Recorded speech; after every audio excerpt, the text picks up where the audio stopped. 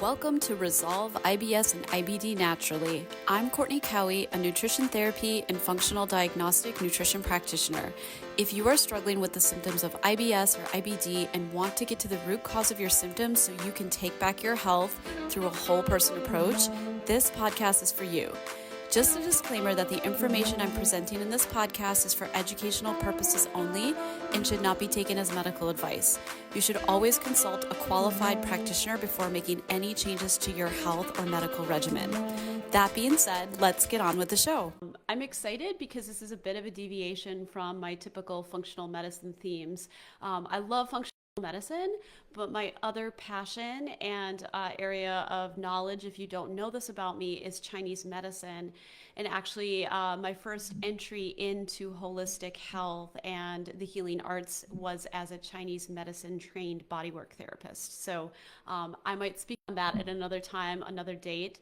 But the other thing, though, to know is that I've actually done a few years worth of classical herbal training with a very skilled practitioner on the East Coast who runs a clinician's training program for mostly acupuncturists, but really anyone who's got a foundational knowledge in Chinese medicine and really wants to learn and apply Chinese herbal, using Chinese herbs to their practice. And so I don't use them actually as much as I thought I would going in for a lot of reasons that I don't want to get into exactly right now. But just the short end of that story is that I feel that a lot of what I'm seeing in my practice with my clients is a little bit more of a complex picture of toxicity oftentimes and illness and complex symptoms that often need a dietary, a lifestyle, a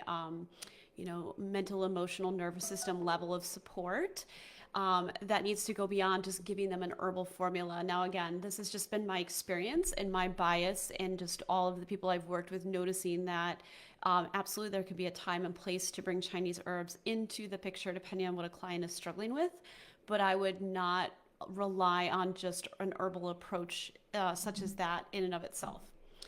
However, for today's talk, I did want to introduce you to a little bit of dietary wisdom from Chinese medicine, as there is actually a lot they have to say about our diet and nutrition. Some of this is going to contradict with what functional medicine might have to say. And know that all Eastern systems of medicine, Ayurveda, Chinese medicine especially, they're not going to be as focused on elimination diets and therapeutic diets per se, but more so on what we would call the energetics of food. And simply put, in Chinese medicine, we have properties that we're always looking at, whether it's properties of energy flow or proper qualities of how a particular issue or symptom is showing up in the body. And we talk a lot in terms of cold and heat. And so it's kind of a simplistic language, but very beautiful and actually makes a lot of sense because it relates, it's an analogy for kind of the seasons and kind of how the greater environment and the earth operates in terms of the flow and laws of nature.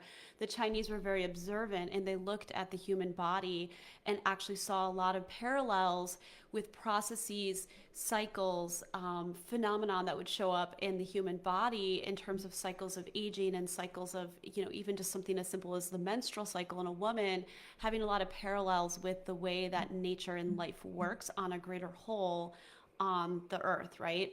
And I won't go too deep into that topic because that's a whole nother, talk we could talk on a day in the future. But I wanted to introduce that concept because the concept of cold and heat is very important in Chinese medicine. And when we look at food from a Chinese medicine perspective, we are usually looking at it through that type of a lens. Is this food cooling or is it warm? And we want to consider the nature of the problem we're dealing with.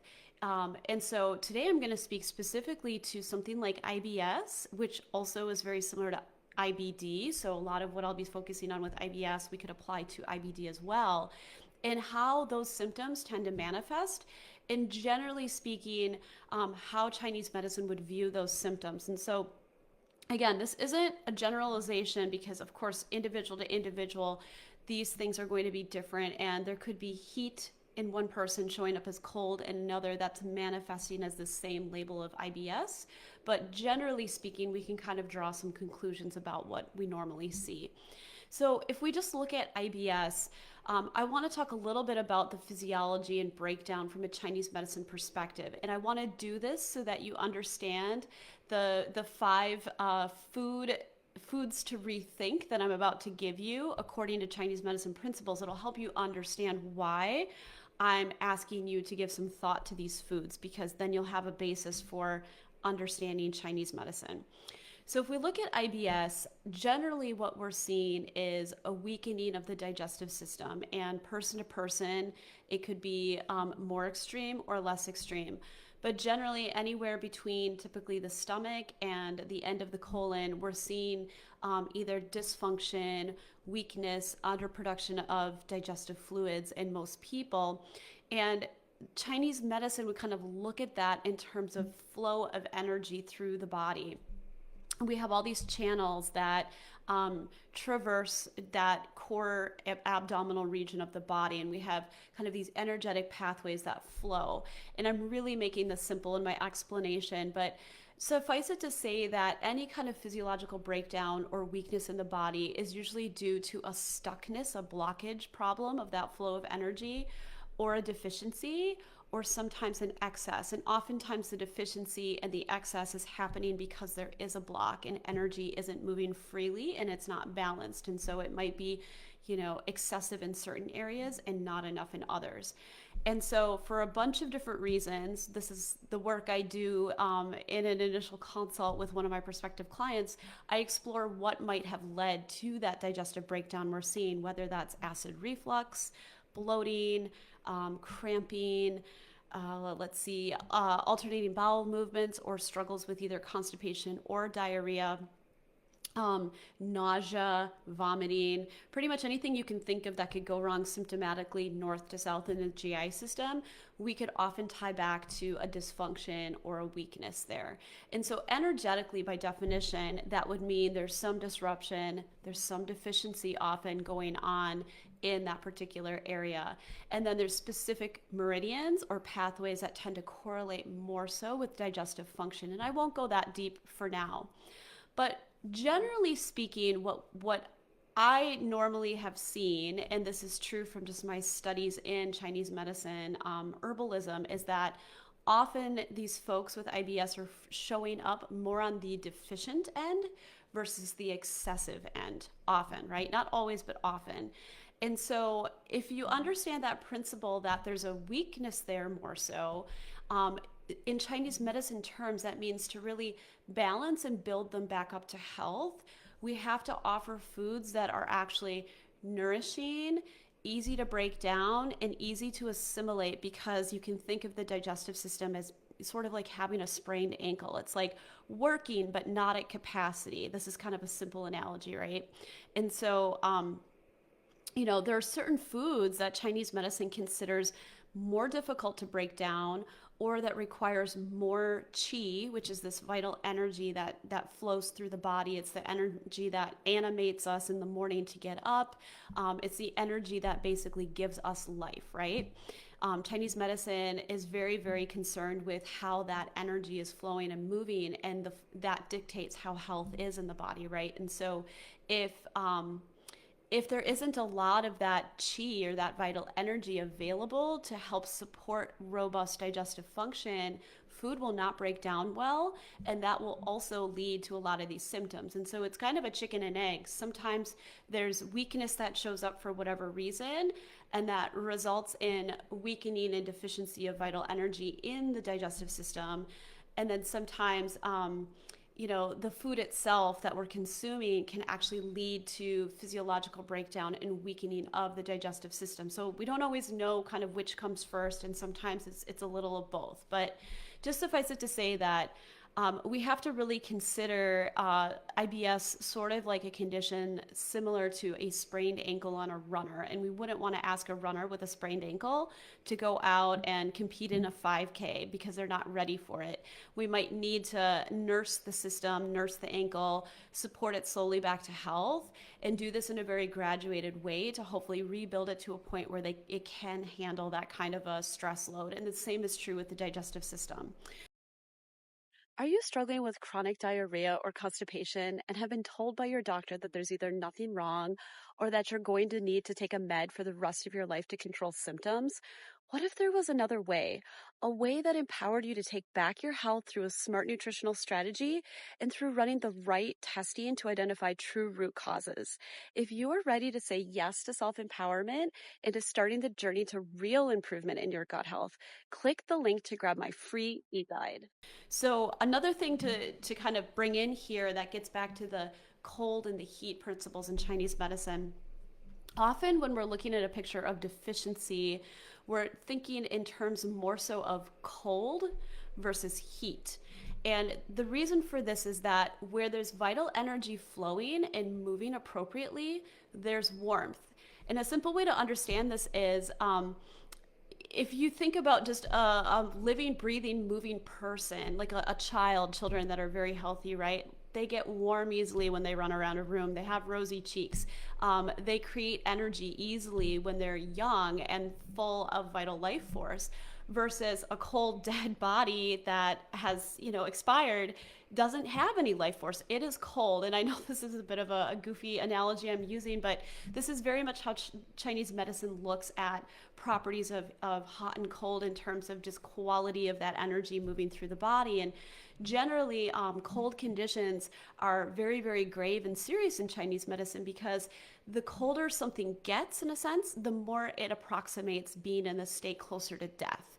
And that's what we want to prevent at all costs. And I know this sounds very serious, but this is sort of how Chinese medicine languaging thinks and works when we look at kind of this range of problems or disorders that can show up with the system. So generally speaking, where there's a lack of life force flowing, there's a deficiency, there's going to be, by definition, more cold or a colder nature, just because energy isn't available to warm the system and supply vital energy to the organs. Okay, so hopefully that's clear. I know this is a very different way of thinking about health and how the body functions. So I'm trying to give you some very visual examples and analogies for how to try to understand this if this is the first time you're really considering Chinese medicine or an Eastern perspective on health. So that all being said, I want to talk about 5 different foods that are really important to consider if you're consuming them regularly if you're struggling from IBS, and go through why these can be problematic now that you understand deficiency and cold. So the first one is ice water. And this one might seem kind of surprising.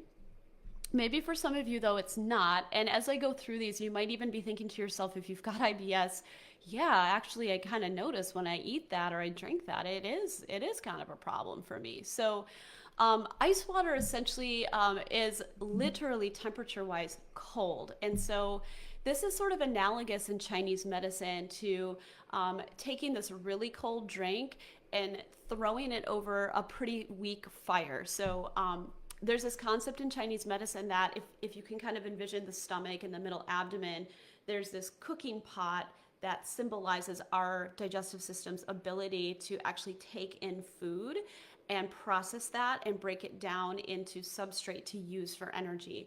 And so they liken it to cooking rice in a pot. And so to really do that well, you need to have a good flame under the pot to produce heat, to boil the water, to cook the rice.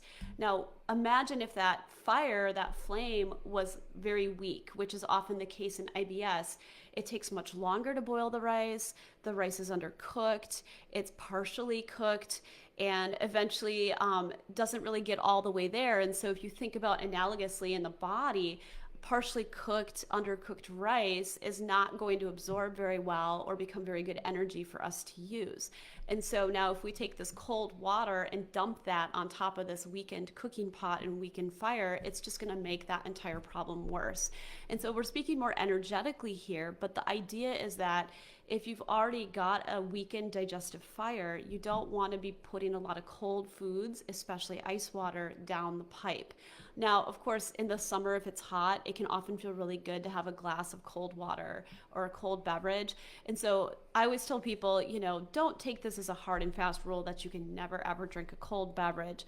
Just be aware, though, that it's very common in our culture to go out to eat at a restaurant and, as a rule of thumb, have a big glass of ice water plopped on the table in front of you and not think anything of it and drink it. And so, again, it can be totally okay on occasion, but some people actually, I've found just working with clients over the years, love to really load their thermos or their water container up with ice, and every single day, tons of ice, tons of water, and they just carry that baby around. And if this is the always everyday habit and they're dealing with any digestive dysfunction, I always do like to educate them a bit on this principle, because it does get them thinking a little bit about, could I maybe dial that back? Could I maybe just have 1 cup of cold water when I really want it, and then try to drink room temperature water for the majority of the day?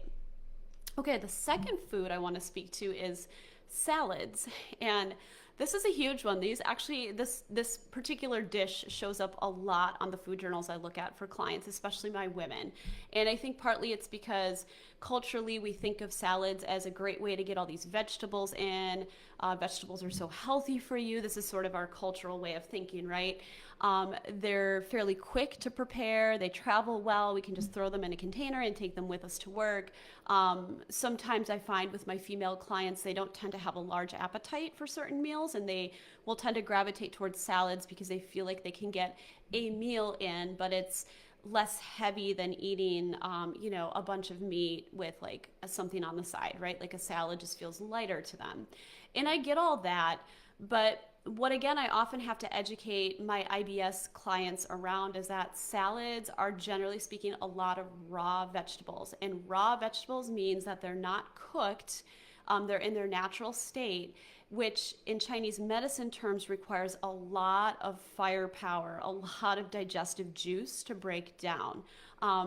We have to basically cook those vegetables down from start, versus eating some cooked veggies that have already been partially digested in a sense, or broken down through enzymatic processes that happen during cooking. Those are easier for our bodies to essentially break down and assimilate, and it requires less energy than to do raw vegetables and salads. And so this is something, again, that I really try to guide my clients around, especially if they're struggling with any kind of bloating, any kind of bowel issues, even acid reflux. All the more so if they tell me, yeah, I see undigested bits of food in the toilet regularly. Whether they connect that back to eating raw veggies or salads or not, it doesn't really matter. That tells me that they're not breaking down their carbohydrates appropriately, and that they probably need some support and some digestive rebuilding. So that's one that's important to consider. Number 3 is coffee. And this is a toughie because I'm a huge fan. Admittedly, I'm a huge fan of coffee. It's, I think, one of those things you either love it or you hate it, or you're kind of in the middle on it. But it certainly is, I find, for a lot of people, a very difficult vice to give up. And it's not entirely bad. I'm not trying to say that it is bad in bringing this into the discussion. But realize that coffee has purgative qualities to it. It is a bile stimulant, meaning that there's a bitter quality to it, and bitter foods in Chinese medicine tend to promote downward movement. This is true of any bitter flavors, any bitter herbs. And again, if you're a person struggling more so with sudden bowel urgency, especially diarrhea, tendency to lose stools, this is, and for all of these, honestly, ice water and salads, this applies especially too, but for coffee as well, this will often just exacerbate that problem, and sometimes promote too much bowel movement, or exacerbate, an already inflamed bowel, because coffee will keep, get things moving in a sense. Now, I've also had clients who are more constipation prone, who like to use coffee to kind of help get them moving. And in that regard, I mean, again, it kind of just gets back to where you fall on the spectrum, and essentially observing how your body does with any of these foods. But although obviously the folks prone to constipation aren't having the same trouble as the folks prone to diarrhea with coffee, I would still argue that we don't want to have to rely on coffee to get us to poop, right? Like ultimately, even with the constipation prone folks, I'm trying to help them get to a place where this can happen regularly and naturally without needing to use coffee or magnesium or something else to support those processes. But just know that coffee is bitter.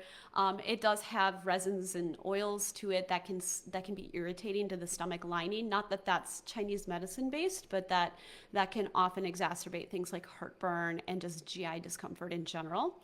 So that's a third food. Number 4 would be actually yogurt.